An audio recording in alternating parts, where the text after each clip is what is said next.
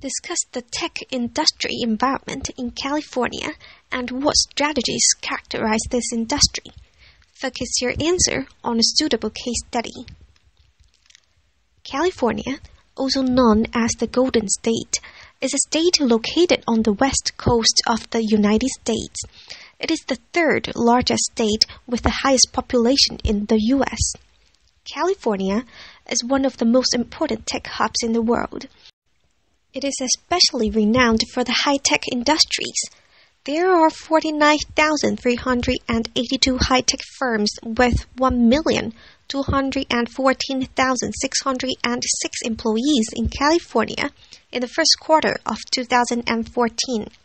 In other words, the number of high-tech firms in California accounts for 5% of the national total, while the amount of high-tech employees accounts for 9% of the national total. The figure was even more impressive when it comes to business scale. The number of VC deals in California is 41% of the national total in 2014. To further clarify the factor driver, Silicon Valley contributes 78% of this figure with 1,406 VC deals. Thus, it is obvious that Silicon Valley's investing value outweighs all the other regions in the U.S. In fact, when referring to the high-tech industry in California, people usually speak of Silicon Valley in particular due to the high density of high-tech industries in this area. But do you know where exactly is Silicon Valley? Generally, Silicon Valley is defined as the following cities: Santa Clara County, San Mateo County, Alameda County, and Santa Cruz County. The whole region is about 3 times the size of London, with a population that is just about 40% of London. Industry environment. Recently, the U.S. tops 2015's worldwide high-tech companies ranking because of having 9 of the 10 largest high-tech companies in the world. Unsurprisingly, 8 of those 9 largest high-tech firms are in Silicon Valley. In addition, Silicon Valley ranks the first in terms of startup ecosystem in the world in 2015. As a result, it is without doubt that Silicon Valley has abundant resources along with a big reputation at value that paved the way towards success for high-tech companies, especially for startups. Let's look at this pastel analysis to further analyze the high-tech industry environment in Silicon Valley. First of all, political.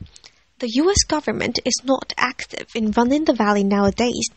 However, it indirectly created ideal economic conditions for high-tech industries by investing heavily in R&D and signing substantial contracts with institutes and companies in Silicon Valley from the early 50s to the late 70s to enhance military research for the World War II and the Korean War. Moving on to economic. Silicon Valley has been the top destination for venture capitalists in the U.S.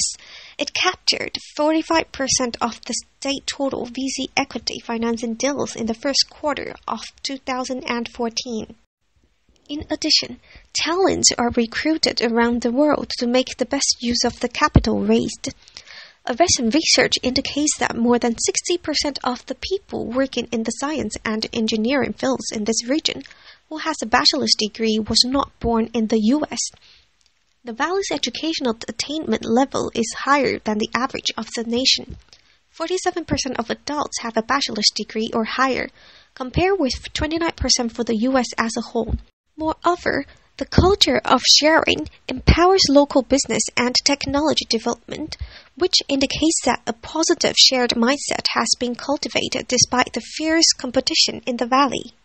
In terms of the technological aspect, infrastructure requirements are met with the easily accessible hydrogen, liquid gas, and specialized services support from transportation vans, PR firms, and lawyers.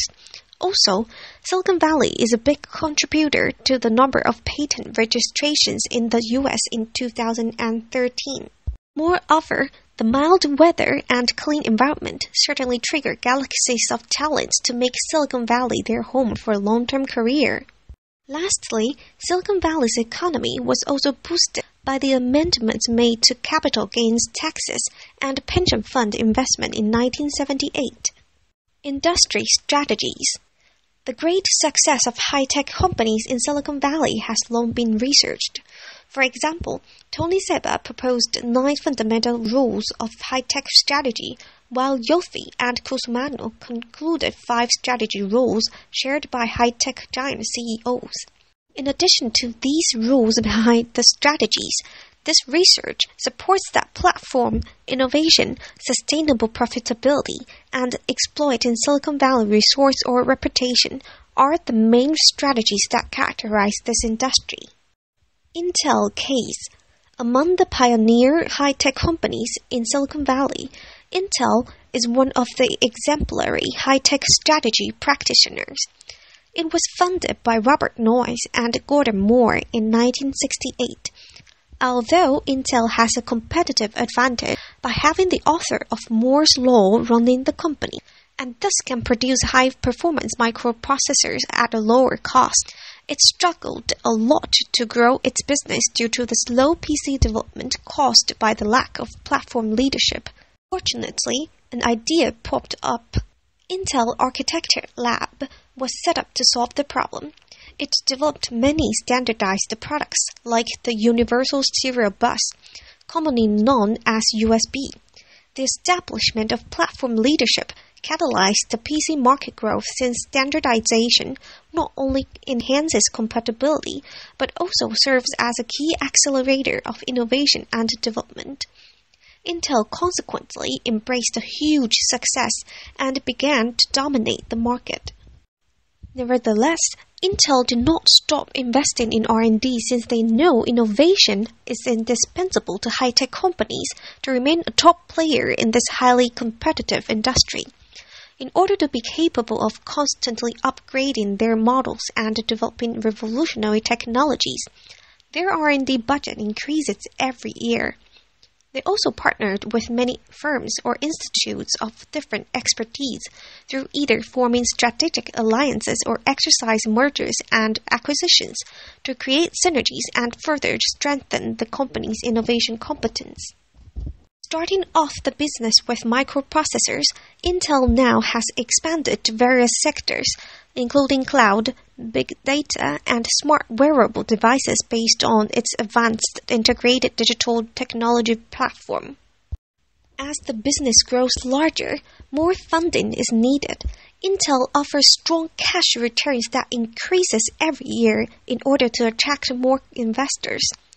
Like other high-tech companies in Silicon Valley, Intel also exploits the valley's resources and global reputation to maximize the company's opportunity to survive and succeed in the aggressive high-tech market. In conclusion, Silicon Valley's unique culture and ample resources make it remain a premier destination for the high-tech industry. Startups particularly favor this place. Evidence can be drawn from data about startup ecosystem size and success rate. However, unlike well-established companies in the Silicon Valley like Intel, new startups apply all high-tech industry strategies like platform, innovation, and exploiting Silicon Valley resource strategies, except the sustainable profitability strategy. Most of them aim to be acquired by other big companies and thus focus on increasing number of users instead of developing a proper profitability scheme. It seems like many of them are applying the greater fool strategy nowadays. People invest because they believe that someone else will be willing to pay more for their shares. Hints can be drawn from these two charts. Many analysts believe that most of the companies which went for an IPO recently are overvalued. As the chart indicated, value of venture-backed companies in the U.S. public company market is getting higher and higher, reaching the peak of the dot-com bubble in the year 2000. Dr. Roderick's Faces of Bubble was widely syndicated during the global financial crisis around 2007 to 2008. Now, it is also applied by some analysts to describe the high-tech hype in Silicon Valley.